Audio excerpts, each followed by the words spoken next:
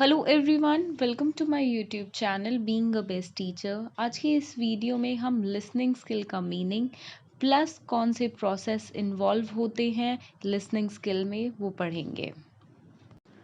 किसी भी टॉपिक को करने से पहले एक चीज़ इम्पॉर्टेंट है कि हम देख लें कि उस पर्टिकुलर टॉपिक पे प्रीवियस ईयर में क्वेश्चंस कैसे आए हैं। तो ये क्वेश्चन आपका डायरेक्ट आता है, what do you understand by listening skill and mention its types हम नेक्स्ट वीडियो में करेंगे। इस वीडियो में हम जो प्रोसेस इन्वॉल्व होते हैं प्लस लिसनिंग स्किल का क्या मीनिंग है वो करेंगे। Now, meaning of listening skill. Listening is a language skill. It is one of the four skills of language, that is listening, speaking, reading and writing. देखिए, listening का मतलब होता है सुनना। कोई भी लैंग्वेज हो, चाहे इंग्लिश, हिंदी, फ्रेंच या आपकी मलयालम, हरियाणवी, कोई भी लैंग्वेज आप ले लीजिए। हर लैंग्वेज में एक चीज़ इम्पॉर्टेंट है, वो है सुनना। तो किसी भी लैंग्वेज को जब हम सीखते हैं तो सबसे पहले हम उसको सुनते हैं। एक एक चीज़ की प्रोनाउंसिएशन, उसके बेसिक लेटर्स या वर्ण, कुछ भी कह लीजिए, अक्षर। बेसिकली जब हम सीखते हैं तो हम उनकी प्रोनाउंसिएशन, एक एक अक्षर की क्या आवाज़ होती है, एक एक लेटर की कैसी साउंड होती है, वो सीखते हैं। तो इस हिसाब से सबसे पहले हम लिसनिंग स्किल के द्वारा एक लैंग्वेज को सीखते हैं। देखिए, बेसिकली लैंग्वेज सीखने के 4 स्किल्स होते हैं। पहला है listening skill, then speaking, then reading and then writing. It involves an active involvement of an individual. तो बच्चों का एक एक्टिव पार्टिसिपेशन चाहिए कि वो throughout the process of किसी भी लैंग्वेज को सीखने के प्रोसेस में उसमें एक्टिवली इन्वॉल्व्ड रहें। Listening involves a sender, a message and a receiver. देखिए, लिसनिंग स्किल में क्या होता है, एक कोई भी इंडिविजुअल कुछ बोलता है, कोई बोलता है, क्या बोलता है, जो भी अपने आइडियाज़ या कुछ भी, जो भी बात वो दूसरे तक पहुंचाना चाह रहा है, और दूसरा इंसान जो रिसीवर होता है उसको उस बात को समझना होता है। बेसिकली यहाँ पे सेंडर एक मैसेज भेजता है अपनी बातों के थ्रू, एंड रिसीवर उसको सुनकर उस मैसेज को अपने तक ग्रहण करता है, उस मैसेज को जान जाता है। It is the psychological process of receiving, attending to constructing meaning from the responding to spoken and non verbal messages. अब देखिए, किसी को भी कुछ भी बात बोली गई तो सामने वाला जो रिसीवर है उसका ये एक कर्तव्य होता है, या एक तरह से ये सिस्टम है लैंग्वेज का, कि किसी ने कुछ बात अगर मुझे कही तो मैं अब उसको समझूंगी कि उसने क्या बात बोली है, उसके बारे में सोचूंगी, उसको अंडरस्टैंड बेसिकली करूंगी। ये नहीं है सिर्फ सुन ली कान से, क्या बोला वो पता ही नहीं। लिसनिंग का मतलब ये होता है, जो सामने वाले ने कहा वो मैंने सुना और सुनकर उसको अंडरस्टैंड किया, समझा उसको। साथ में अगर कोई अपने जेस्चर्स के थ्रू, मतलब फेशियल एक्सप्रेशंस के थ्रू, अपने हाथों को हिलाकर, बॉडी लैंग्वेज से अगर मुझे कुछ समझाना चाहता है, जैसे कि हम डमशनास खेलते हैं तो उसमें हम बोलते नहीं हैं, सामने वाले को एक्शंस करके समझाते हैं। तो ऐसे ही अगर कोई नॉन वर्बल तरीके से, मतलब बोलकर नहीं, किसी एक्शंस वगैरह के थ्रू हमें कुछ समझा रहा है, तो साथ में उसका भी हम मीनिंग समझें, उसको अंडरस्टैंड करें। तो ये है basically listening skill. Now it involves the following process. First is hearing, कि सुने उसको, कानों से हम उसको सुने। It is refer to the response caused by sound.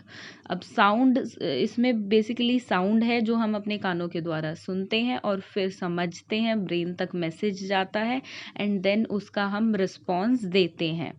तो basically hearing is that it is refer to the response caused by sound waves stimulating the sensory receptors of the ear.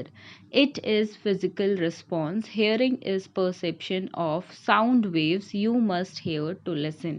तो सुनने के लिए, बेसिकली लिसन करने के लिए सबसे पहले इम्पॉर्टेंट है कि हम हेयर करें, हेयरिंग हो, तभी हम अंडरस्टैंड कर पाएंगे किसी भी मैसेज को।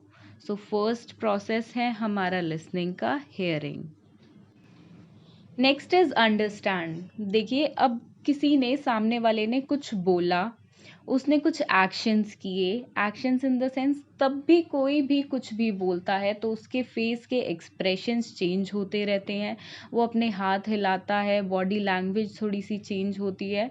तो हम उस बॉडी लैंग्वेज से, उसके एक्शन से, उसके फेशियल एक्सप्रेशन से, प्लस वो जो बोल रहा है उससे जाने कि सामने वाला क्या कह रहा है, उसको हम अंडरस्टैंड करें। हेयर तो कर लिया उसको हमने अपने कानों से, साथ में ऑब्जर्व करें उसके एक्शंस को, उसकी बॉडी लैंग्वेज को, एंड अंडरस्टैंड करें कि वो क्या कहना चाहता है, क्या उसके वर्ड्स का मीनिंग है। This step helps to understand symbols we have seen and heard. We must analyze the meaning of the stimuli we have perceived. Symbolic stimuli are not only words but also sounds like applause. देखिए यहाँ पे एक example है applause. देखिए तब भी तालियां बजती हैं तो तालियों से हमें पता चलता है कि yes, वो everyone is proud of us, like मुझे कोई अवार्ड मिला और ऑडियंस ताली बजा रही है तो वहाँ पे मुझे पता है कि everyone is proud on me, तो सब मेरे को एक तरह से कॉन्ग्रेचुलेट कर रहे हैं तालियां बजाकर। तो ज़रूरी नहीं है सब अपने उस ऑडियंस में सभी मेरे को कॉन्ग्रेचुलेशंस बोलेंगे, बट तालियों से वो मुझे पता चल गया, अंडरस्टैंड किया that everyone is proud of me and that's why they are clapping. And sites like blue uniform that have symbolic meaning as well. अब देखिए यहाँ पे एक और एग्जाम्पल है। देखिए बहुत सारे मुहावरे हम बेसिकली यूज़ करते हैं, तो उन मुहावरों के पीछे कुछ और मीनिंग होता है। जैसे नाच ना आए आंगन टेढ़ा, या और कोई भी आप ले सकते हैं। तो इसमें बेसिकली इनका मतलब होता है, जो एग्जैक्टली वर्ड्स का मतलब नहीं होता है, हमें उसके पीछे छुपा जो मतलब है वो अंडरस्टैंड करना होता है। तो अंडरस्टैंडिंग बेसिकली ये है कि उन वर्ड्स का रियल में क्या मीनिंग है, जो भी एक्शन एक बंदा कर रहा है, एक इंडिविजुअल कर रहा है, उसके एक्शंस को, उसके स्टिमुलाई को हम अच्छे से इंटरप्रेट करें और समझें। Next is remembering. अब देखिए जब मैंने हेयरिंग करी, कान से मैसेज को सुना, तब मैंने उस मैसेज को सिर्फ सुना, हेयर किया है उसको, बेसिकली रिसीव किया। देन अंडरस्टैंडिंग जब मैंने उसकी करी तो एक तरह से उसको इंटरप्रेट किया, समझा, सुना फिर समझा। अब नेक्स्ट प्रोसेस है, अब मैं उसको रिमेंबर करूँ, याद रखूँ।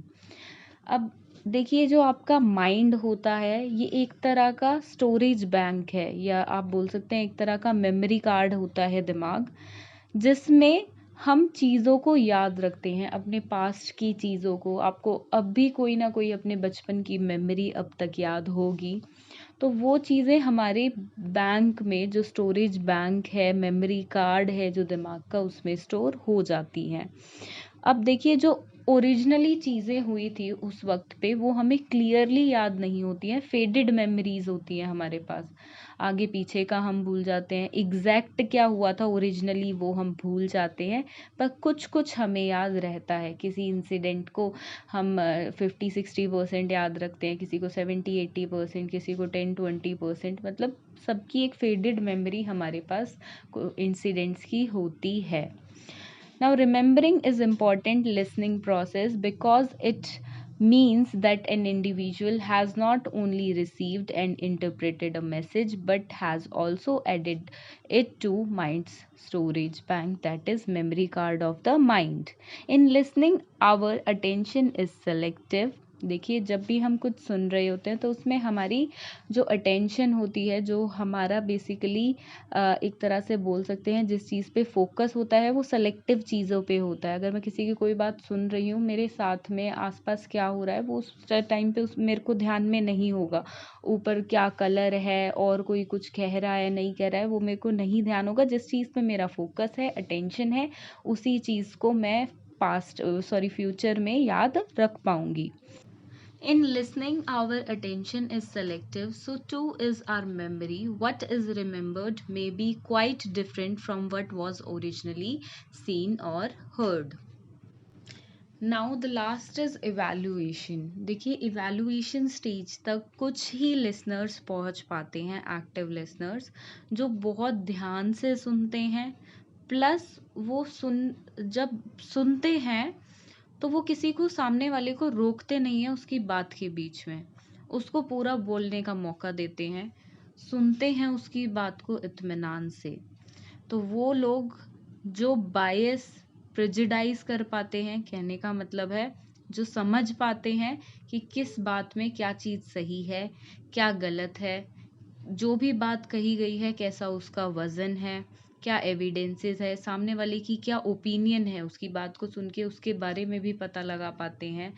जो बहुत ही, देखिए ऐसे लोग लॉयर्स होते हैं, ऐसे लोग बहुत ही, जो अब बोलते हैं सीबीआई में होते हैं, जो प्रूफ्स इकट्ठा कर लेते हैं, आईएएस ऑफिसर्स वगैरह, इनकी सोच आपको ऐसी ही मिलेगी।